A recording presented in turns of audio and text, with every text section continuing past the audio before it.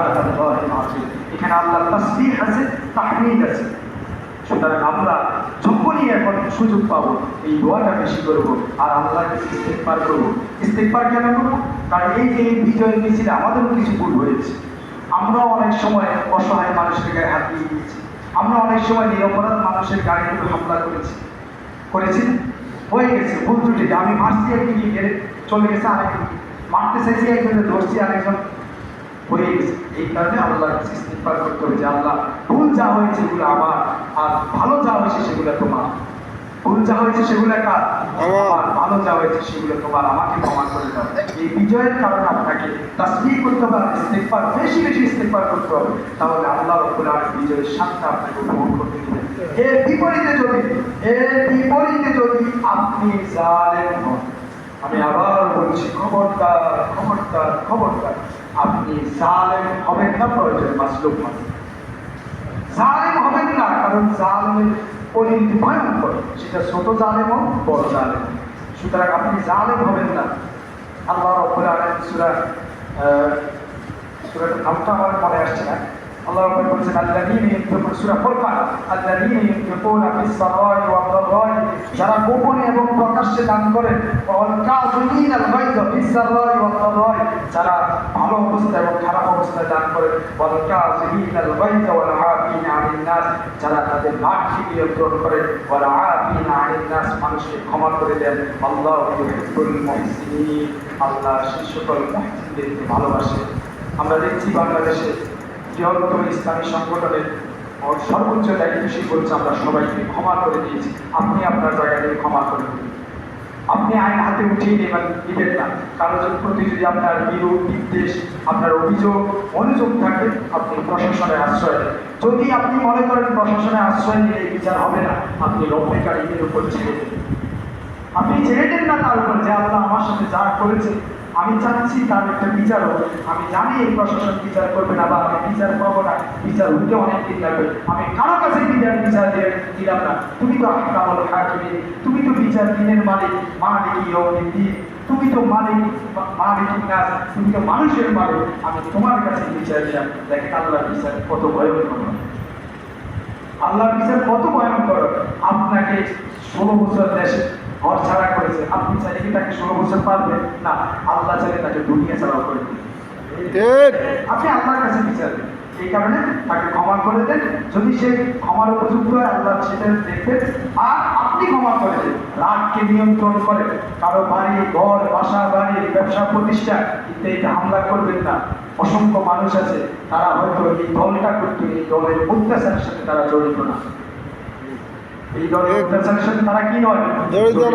সুতরাং তাদের প্রতি হামলা করবেন না, আপনি উত্তত হবেন না, রাগ বিরাগ দেখাবেন না, জুলুম করবেন না। খবরদার খবরদার খবরদার, জুলুম করবেন না, জালেম হবেন না। আল্লাহু লা ইউহিব্বুল জালিমিন। আপনার বিরুদ্ধে তার দোয়া কবুল হয়ে যেতে পারে। আপনি একদিন যে দোয়া করেছেন সেই দোয়া সেও জানে, সুতরাং জালেম হবেন না, জুলুম করবেন। এরপর আল্লাহ রাসূল সাল্লাল্লাহু আলাইহি ওয়াসাল্লামকে দেখেন আল্লাহ বলছেন ফাইলা রাহমাতুন মিনাল্লাহি ইনতালাহুম ওয়া লাউ কুনতা ফাদদান গলিজাল কলবি লান ফাদদু মিন হাওলি, যদি আপনার প্রতি আল্লাহ রাব্বুল দয়া পরবশ না হতে, যদি আপনি অন্তরের দিক থেকে কঠিন হৃদয়ের অধিকারী হতে, লান ফাদদু মিন হাওলি, এরা আপনার চারপাশ থেকে ছড়িয়ে সরে যেত। সুতরাং তাদেরকে ক্ষমা করে দেন, তাদের জন্য ক্ষমা চান, কাজের ক্ষেত্রে তাদের সাথে পরামর্শ করে, যখন আপনি নিশ্চিত হবে যে পরামর্শের ভিত্তিতে আল্লাহর উপর তাওয়াক্কুল করেন। আজকে এখানে আমরা যারা আছি, আমরা আমাদের পাশের লোকটাকে ক্ষমা করি, দেখবেন সে আমার ক্ষমার কারণে ফিরে আসবে। আল্লাহ রাসূলের ক্ষমা দেখে অসংখ্য খ্রিস্টান, ইহুদি, মুশরিক, কাফেররা ইসলামে দলে দলে ঢুকে এসেছে। ইসলামের শাসকরা অসংখ্য নজির দেখিয়েছেন ক্ষমা করে দেন, ক্ষমা করতে সমস্যা। আপনি বন্ধুদের ক্ষমা করে দিচ্ছি, আমার দলে আজ আপনার দলে আসার দরকার নেই, ক্ষমা করে তার ভিতরে অনুশোচনা হওয়ার জন্য সুযোগ দেন, তাকে ক্ষমা করে। আপনি অহংকারী না হন। আল্লাহ রাব্বুল আলামিন সূরা হুদের 9-10 নম্বর আয়াতে বলেছেন যে তোমাদেরকে যখন কষ্ট পায়, তোমরা যখন মানে আল্লাহর পক্ষ থেকে রহমত পাও এবং সেটা যখন আল্লাহ ফিরিয়ে নেয়, তখন তোমরা বিশ্রীভাবে বাজেভাবে সে তোমরা কুফরি করো। আবার আল্লাহ রাব্বুল আলামিন যখন তার তোমাদেরকে কোনো মানে নিয়ামত দান করেন, কষ্টের করে, তারপরে লা ইয়াকুলান্না যাহাবাস সাইয়্যাতু আননি, আল্লাহ রাসূলকে বলছে তারা অবশ্যই বলবে আমাদের থেকে এই যে কষ্টটা আমাদের নিজের কারণে চলে গেছে, নিজের অবদান, আমরা এই করছি সেই করছি। আল্লাহ রাব্বুল বলছে ইন্নাহু লাফারিহুন ফাখুর, তারা ভয়ঙ্কর ভাবে কি অহংকারী, লাফারিহুন ফাখুর, তারা খুবই অহংকারী, কর্তৃত্বশীল আচরণ করে। সুতরাং আপনারা কখনোই এই বিপদ কেটে গেলে উৎপন্ন, খুবই উৎপন্ন হবে না, খুশিতে লুঙ্গি মাথায় উঠে দেবে।